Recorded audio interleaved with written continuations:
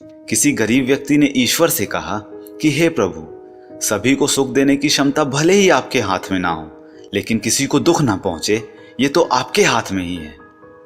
किसी के कहने से यदि अच्छा या बुरा होने लगे तो ये संसार या तो स्वर्ग बन जाए या पूरी तरह से नर्क। इसलिए ये ध्यान मत दीजिए कि कौन क्या कहता है, बस वो करिए जो अच्छा है और सच्चा है। वक्त के भी क्या अजीब किस्से हैं, किसी का कटता नहीं और किसी के पास होता नहीं। वक्त दिखाई तो नहीं देता, लेकिन देखा बहुत कुछ जाता है। अपनापन तो हर कोई बताता है, परंतु अपना कौन है ये वक्त ही बताता है। अपने लफ्ज़ों का इस्तेमाल कभी भी हिफाजत से कीजिएगा, क्योंकि ये आपकी परवरिश का बेहतरीन सबूत होते हैं। एक अच्छा रिश्ता हमेशा हवा की तरह होना चाहिए, खामोश मगर आसपास। कड़वी मगर सच्ची बात है कि जब खुद को चोट लगती है, दूसरों की चोट भी तभी दिखाई देती है। रिश्तों की खूबसूरती कुछ इस कदर है कि जैसे पत्थर तभी तक सलामत है जब तक वो पर्वत से जुड़ा है, पत्ता तभी तक सलामत है जब तक कि वो पेड़ से जुड़ा है, इंसान भी तभी तक सलामत है जब तक कि वो परिवार से जुड़ा है। क्योंकि परिवार से अलग होकर आज़ादी तो मिल जाती है, लेकिन संस्कार चले जाते हैं। आप अकेले बोल तो सकते हैं, लेकिन बात नहीं कर सकते। आप अकेले आनंदित तो हो सकते हैं, लेकिन उत्सव नहीं मना सकते। अकेले आप मुस्कुरा भी सकते हैं, लेकिन हर्षोल्लास नहीं मना सकते। हम सब एक दूसरे के बिना कुछ भी नहीं हैं। यही रिश्तों की खूबसूरती है। करीब इतना रहिए कि सब रिश्तों में प्यार रहे, दूर भी इतना रहिए कि आने का इंतजार रहे। रखिए उम्मीद रिश्तों के दरमियान इतना कि टूट जाए उम्मीद मगर रिश्ते बरकरार रहें। याद रखिएगा कि सख्त हाथों से भी टूट जाती हैं कभी उंगलियां, रिश्ते जोर से नहीं तमीज से थामे जाते हैं। छोटी सी मछली पानी के उल्टे बहाव में भी आगे निकल जाती है, जबकि एक हाथी उसी बहाव में बह जाता है, क्योंकि मछली पानी की शरण में है।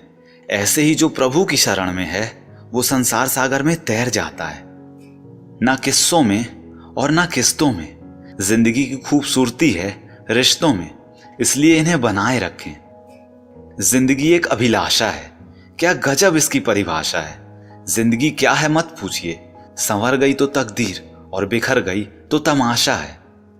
यदि आप सुख चाहते हैं तो रात में जागना नहीं, शांति चाहते हैं तो दिन में सोना नहीं, सम्मान चाहते हैं तो व्यर्थ बोलना नहीं, और प्यार चाहते हैं तो अपनों को कभी छोड़ना नहीं।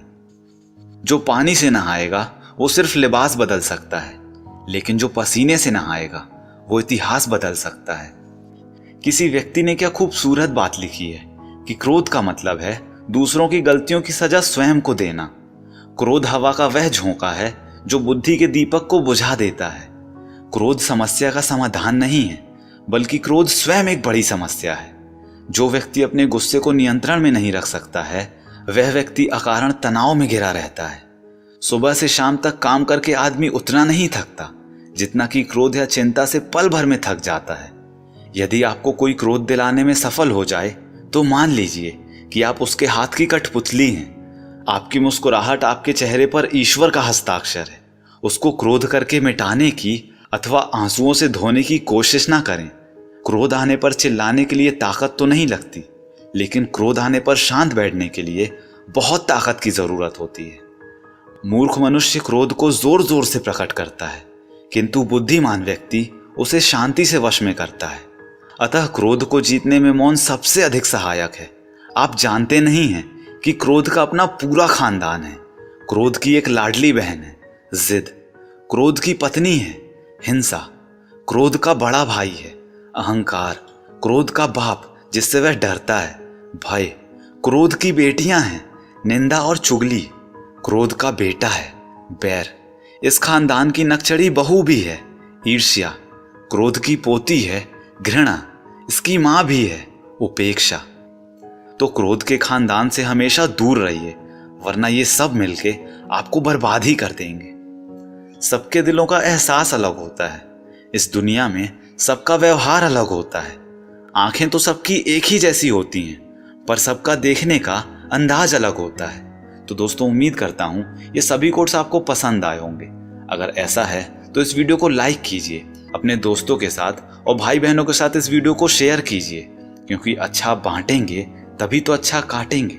और एक बात हमेशा बोलते रहिए कि जो होगा जूम करके देखा जाएगा।